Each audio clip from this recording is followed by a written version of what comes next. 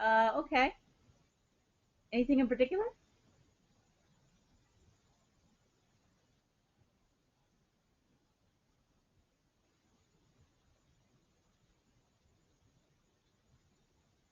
Okay.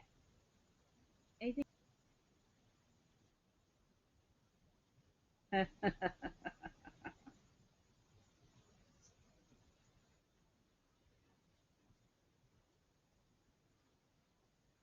Oh, Halloween was great. Thankfully, the weather was rather nice, although a bit chilly. It got down to 34 degrees Fahrenheit, which was what, 2 Celsius or so. So it was pretty chilly. Well, I actually do a home haunt every year. I kind of decorate and do like a haunted house thing for the kids in the neighborhood when they come trick or treating. And it's there. I've actually gotten quite a few. This year, I actually there were quite a few people that were really happy that there were a few houses in our neighborhood block that were actually really decorated for Halloween this year. I actually have a carved foam Dalek pumpkin.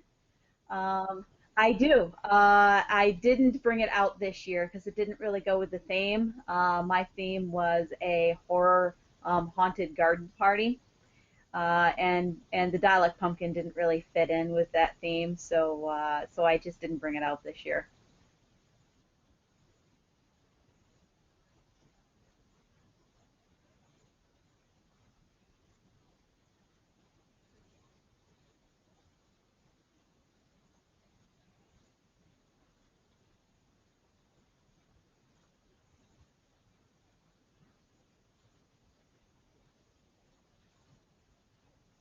Hmm.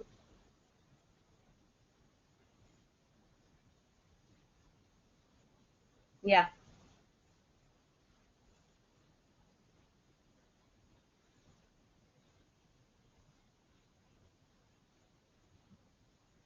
Well, part of it is if um, a good way to do that, especially these days, is actually to essentially kill characters off. It's turning into almost a bit of a running gag these days, especially in the DC universe, where especially the Batman Superman movie, where a major character in the Superman overall storyline is essentially assassinated at the beginning of the movie to basically tell the audience that like all bets are off. Ooh, it's potentially really scary, and that's a really good way to actually bring that home to your players. Um, Say you might actually have an NPC or that may have been traveling with the companions for a while, and then you just kill them off. They just open up a door, or there's a group of Daleks that are coming towards you, and they literally go exterminate, and then they shoot them and they kill them. Well, hopefully at that point, basically your doctor and companions run because oh crap, they actually did kill somebody. Oh, run! You kind of hope that that's what they're gonna do, especially if you are in a very classic gothic setting like in a hospital, a large manor house, a big warehouse, even sort of foggy London streets, and there really isn't anything around, and you've got a lot of long corridors and a lot of open space for people to just literally run in an opposite direction. That's very classic horror where you've got basically a foe or a thing coming at you, and you basically turn around and run the other way. That is very classic horror.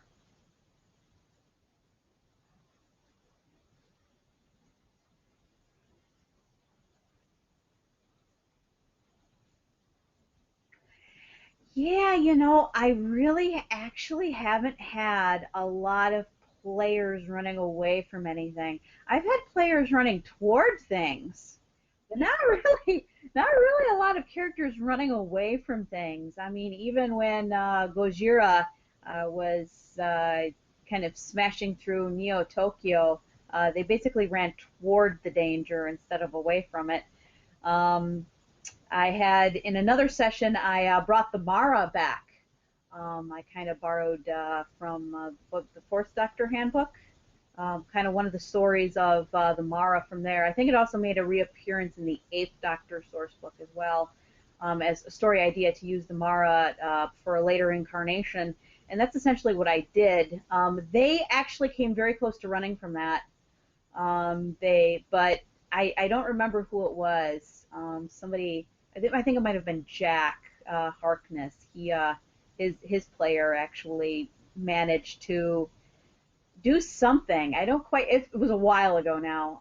Do something, and that one actually came very close to the characters running, especially when you actually have a few players that are phobic of snakes, and a giant serpent sort of materializes out of the ether and rears its head up against them, and they're like, "Oh crap! There is a giant snake."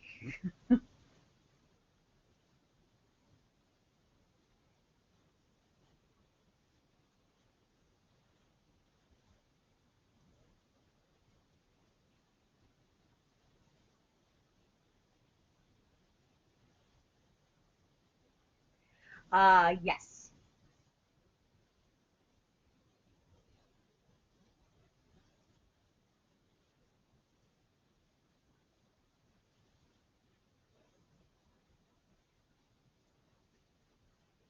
Yes, I kind of like the idea of taking the TARDIS away. In my Godzilla story, I actually had the TARDIS booted, so that it was basically it's a standard boot, but it's a giant one because this, of course, is a futuristic alien planet, so they have lots of different boots for lots of different situations for vehicles. And so they actually had a giant yellow bar essentially strapped around the front of the TARDIS, and they literally couldn't open the doors. So it's not that they didn't have the TARDIS available to them, it's that they couldn't access it. So suddenly the characters don't, they're like, oh no, we don't have the TARDIS, what do we do? We have to figure this out.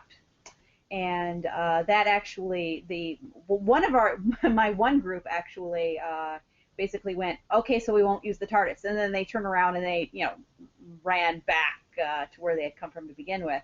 And but then the other group actually figured out, well, if we actually if we pay for parking, we can actually get the TARDIS unbooted. So let's go find the parking attendant and get this off. And so that's a good way to do actually really do it is make the TARDIS utterly inaccessible, because the TARDIS is basically the giant magic box in which you could do practically anything. And the TARDIS itself has practically anything inside of it, since it's practically an infinite dimensional space. It's like I've got characters that constantly ask me, okay, there's gold in the TARDIS somewhere, right? And I'm like, well, yeah, because we were fighting, classic Cybermen, and you use gold dust to, screw up their circuitry. Well, yeah, there's gold in the TARDIS somewhere. Good luck trying to find it in a reasonable amount of time, so to speak. I mean, you could be looking for 2 weeks for a gold watch, for crying out loud. I mean, we're talking about an infinite amount of space in which there really isn't a lot of laws about where things stay in relation to physical space, and the Doctor isn't particularly known for good organizational skills. Not so much, no.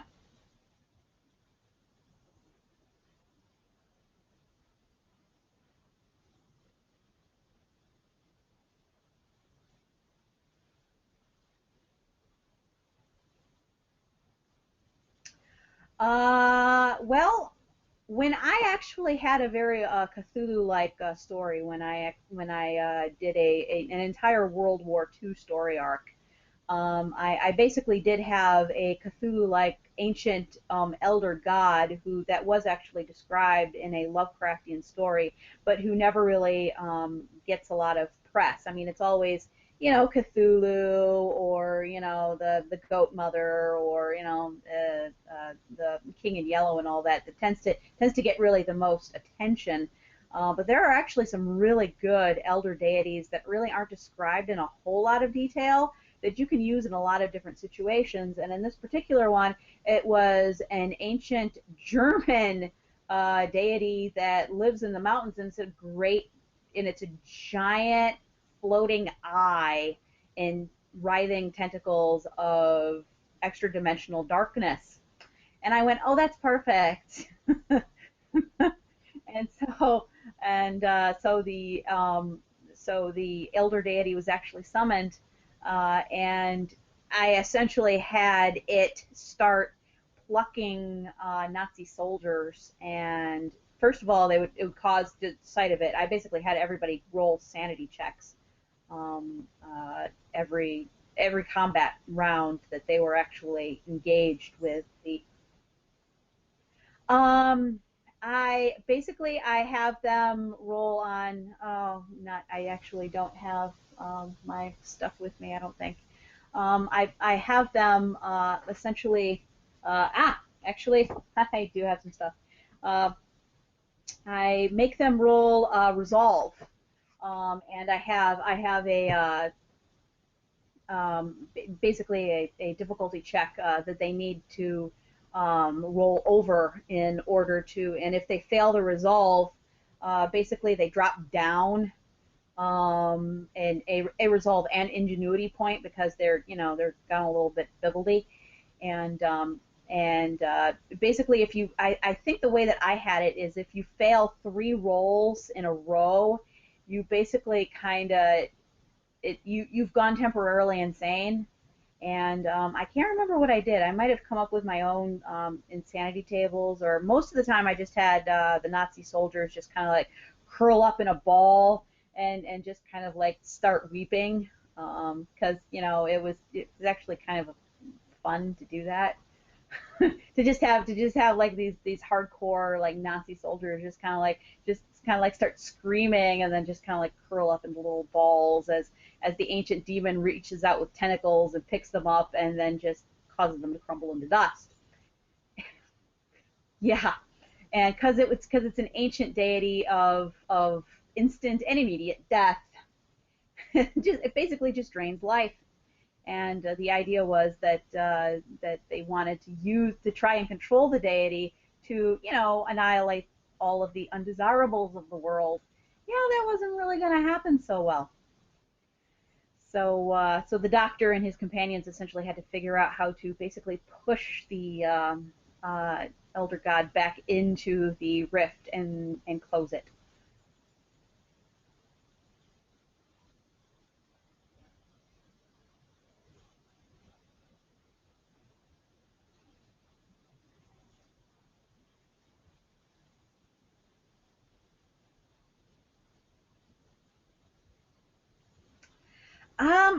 I gotta be honest. I'm not a giant fan of weeping angels. I actually find them more terrifying in their as they first appeared in the show, where they're basically they're almost gentle assassins, in that they literally pop into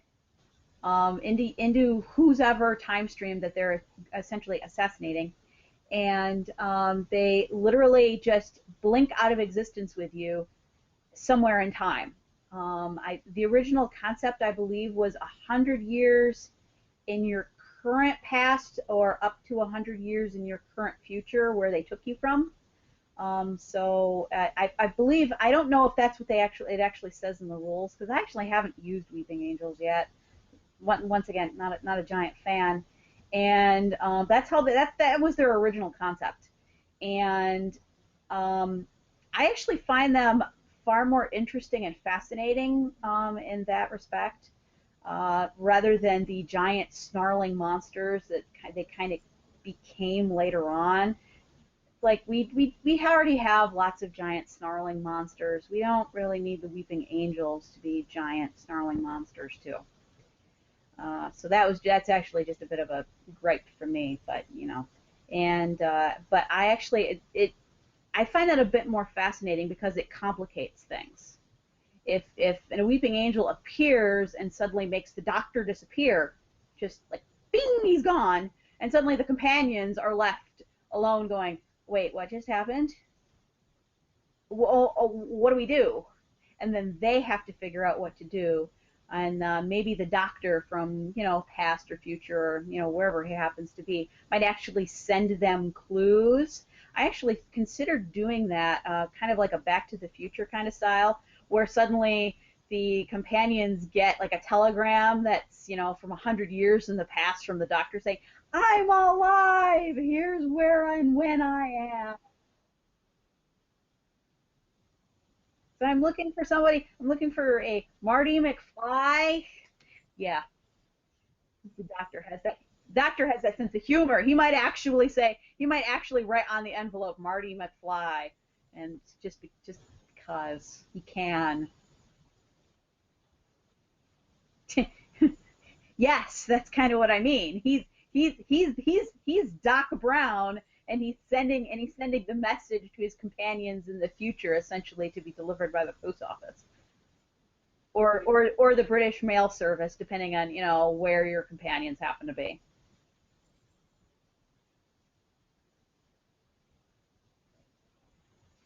I think dialects probably by far. I mean, they are a race of beings that can essentially just genetically make themselves out of compatible material. They're in giant, practically indestructible metal cases, and especially with the newer dialects that can levitate, they are actually genuinely terrifying beings.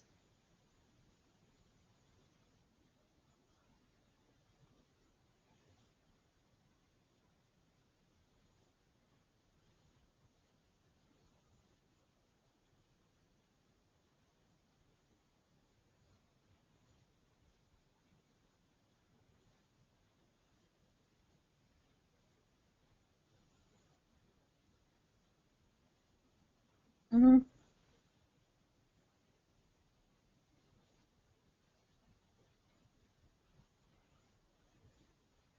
I mean, normally dialects would just annihilate anything that they perceived as a threat. That's actually that's kind of one of the things that kind of irked me about some of the dialects later on in these past few years is that the dialects put the Doctor on trial. Why would they do that? I don't. I just didn't get that. I'm watching the entire episode going, this doesn't make any sense. Why would the dialects do this? I mean, the Doctor is literally their enemy, their foe. Why would they have no concept of law, and or there's only one law. That's their law, and it's absolute destruction of any being that is not them.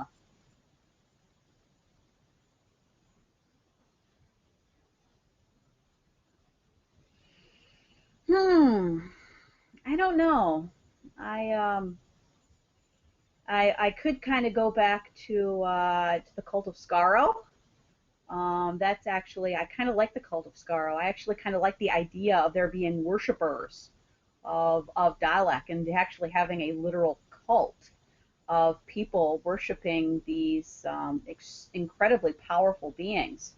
Not even necessarily as being mind controlled, as we saw in the particular two-part episode, but actually like having people worshiping them. I have a young adult novel that actually kind of touched on that a little bit. They didn't really get into it so much, but that basically the dialects had been kind of seen as gods throughout, on and off throughout uh, human history, because of course the Doctor and the dialects have mingled so much with Earth and Earth's history that you will actually come across archaeological evidence of such things. And as we saw in the Rome episode, we actually have a stone carving of the Doctor and Donna and the TARDIS as personal home deities.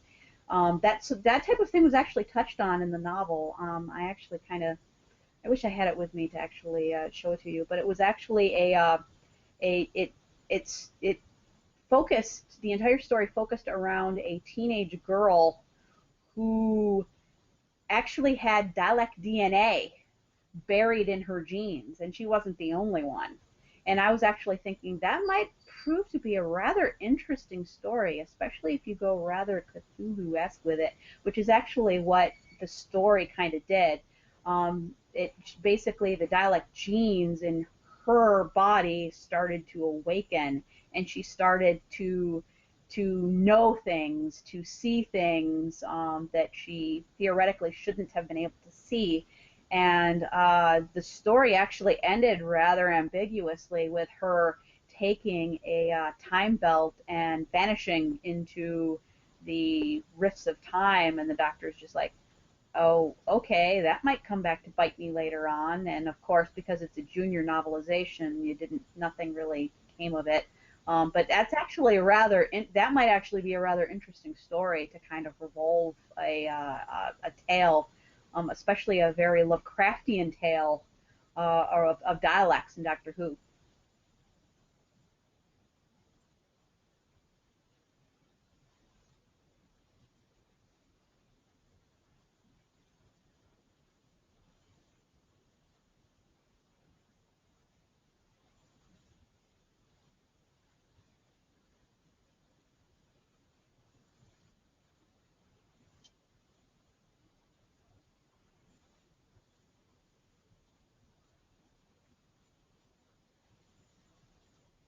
Hmm.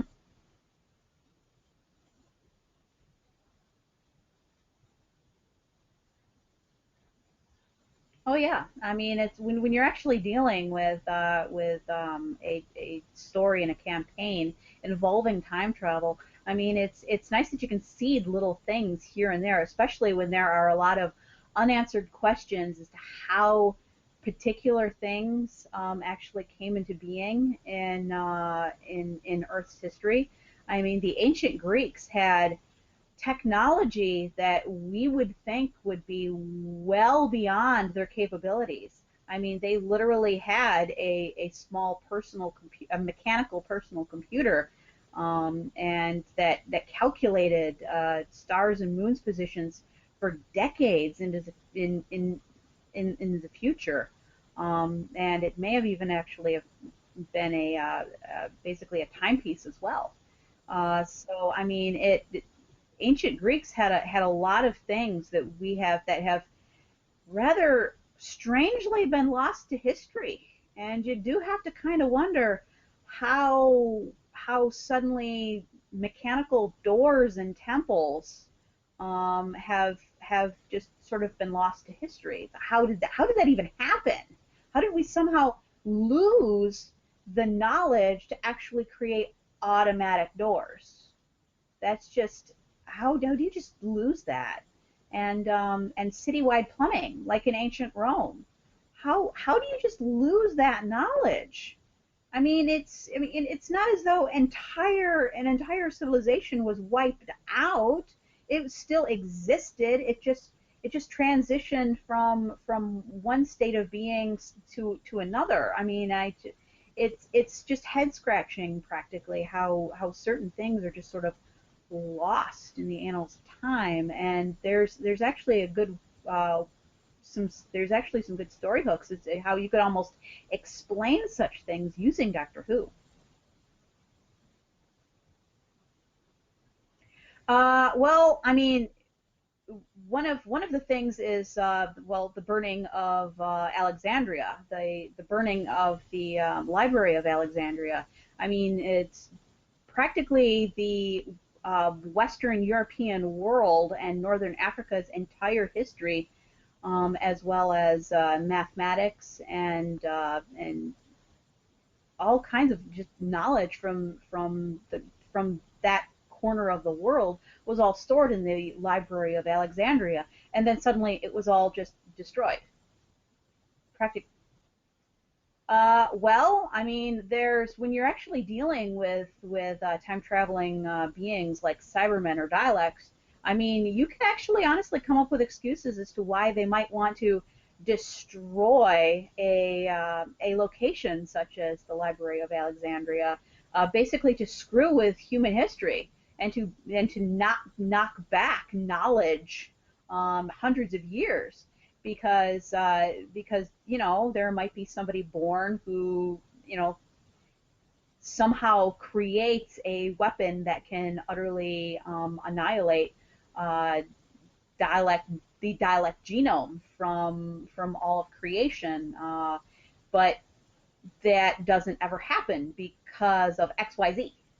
And when you're dealing with time travel and consequences of time travel, it kind of helps to actually keep these sort of things in mind. And even if the doctor more or less fixes something, he might not actually be able to fix that little tiny thing that just kind of snowballs throughout all of history. Um, and at times he chooses not to, because that change is now part of the fabric of human history. And if you go back and you basically make that change non-existent, suddenly that history, that the future history of the earth is now changed, and not necessarily for the better.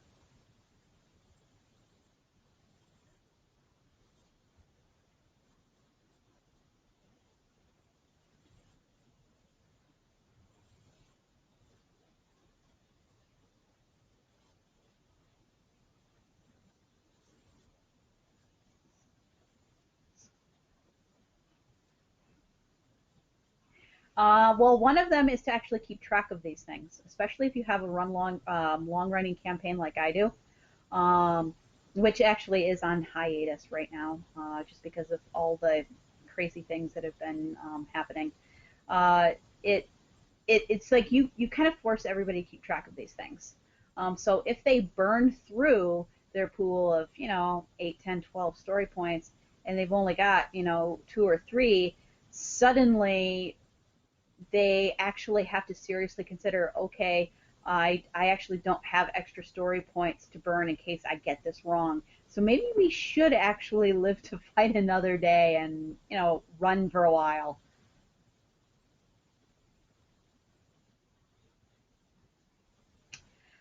Well, as I said before, actually killing off characters are actually a good way to do that. Um, throwing a giant foe at them in which they really don't see any way to deal with. The don't give them the opportunity to actually come up with devices and things to make the problem go away, which is something that I have been doing, but I'm thinking I might actually do less of that, especially when I've got one group of people that are actually really good at creating,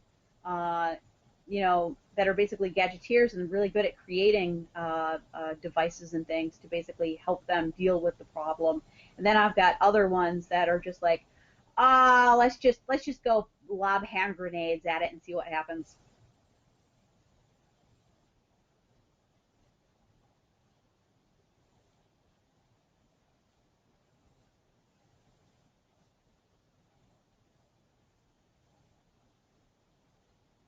Yeah.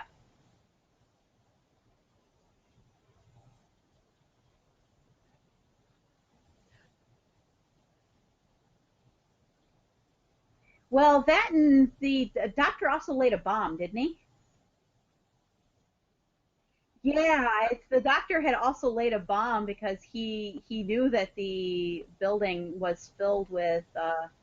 Yeah, he had actually laid a bomb, and basically he had already set it when Rose appeared, and he grabbed her hand and he goes run, and then she's like, okay, so why are we running? And then they stop, and then they turn, and then the entire store just blows.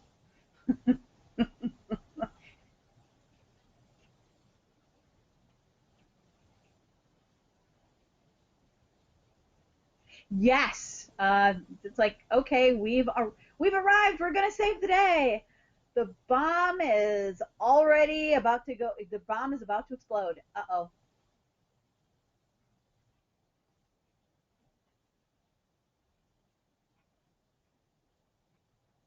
Yeah, that's yeah. How close are we to the center of the blast? Does anybody remember? Is anybody good with her with Earth history? Anyone? Anyone? Anyone?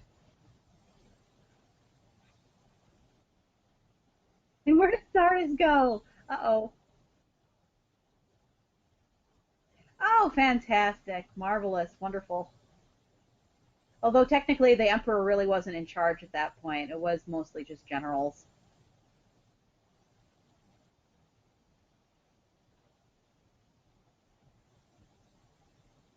Marco Polo episodes. Oh God. Okay. Yeah. No wonder. It's I. There's actually a lot of early Doctor Who I still haven't seen. Although I have seen bits of. I at this point I have seen bits of one and two and a good chunk of the beginning of Tom Baker's run.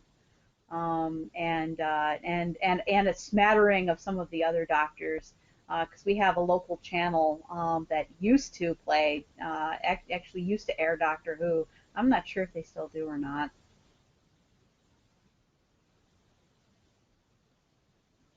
Yeah, I can't. I wish I could remember what it was. I can't believe that BBC America doesn't show more British programming. But what are you gonna do?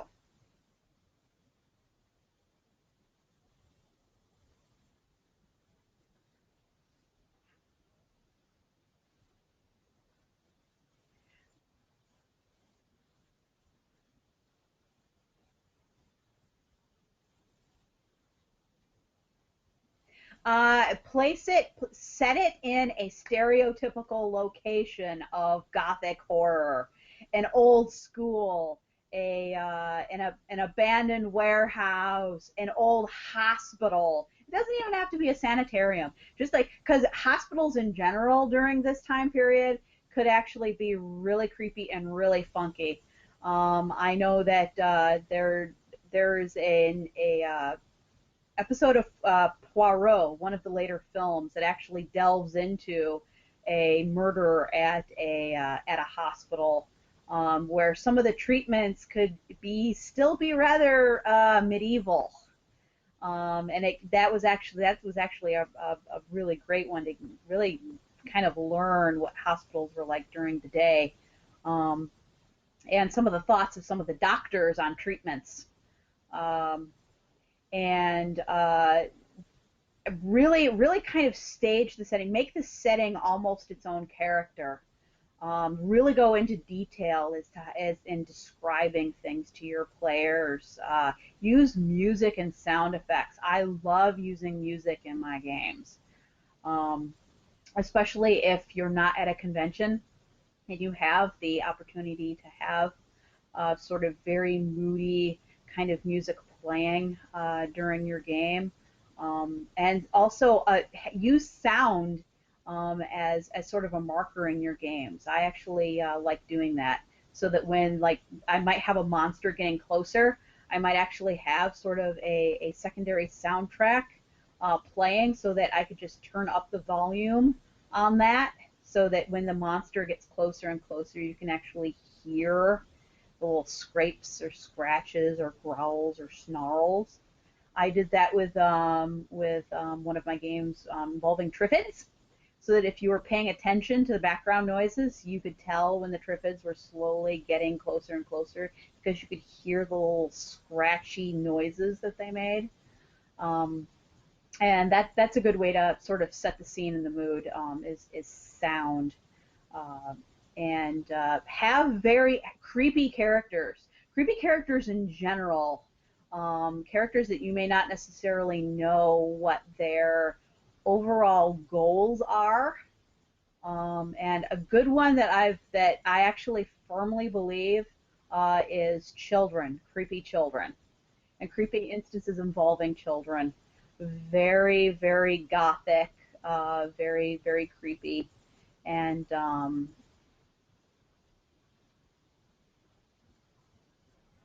Oh, it's so, oh wow, it's so hard to watch. You're just like, oh, it's kind of like it's some really tough stuff to sort of really kind of emotionally get through, especially when you're dealing with children and horror.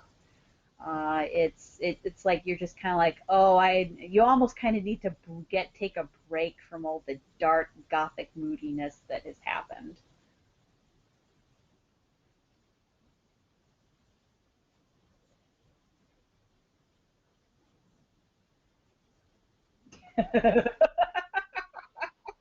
I understand.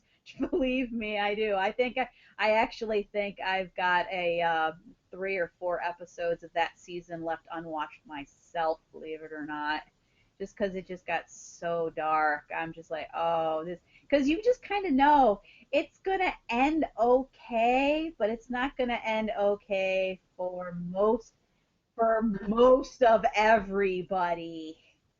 And it's like, well, you might sort of get a kind of sort of happy ending maybe for somebody, but for most everybody it's not going to go well at all. and and honestly, it's especially that entire story arc of Torchwood, you're just kind of going, this doesn't fit in the Doctor Who universe at all, because I mean, it's just so dark and so horrific. You're just like, yes, this is what happens when the doctor does not appear, and then suddenly all the things are going wrong. Very wrong with a capital W.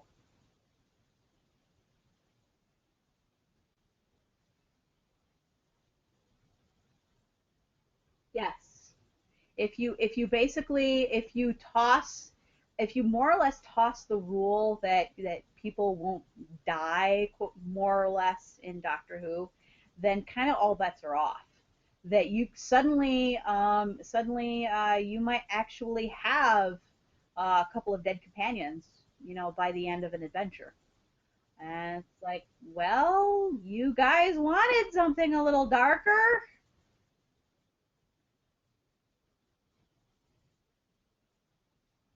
Oh, that's actually a rather good idea.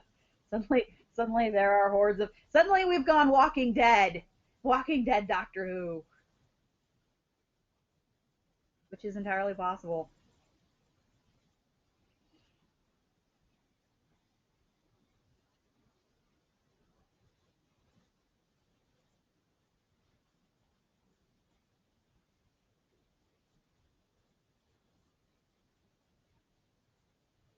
Even the Doctor might get killed. Who knows?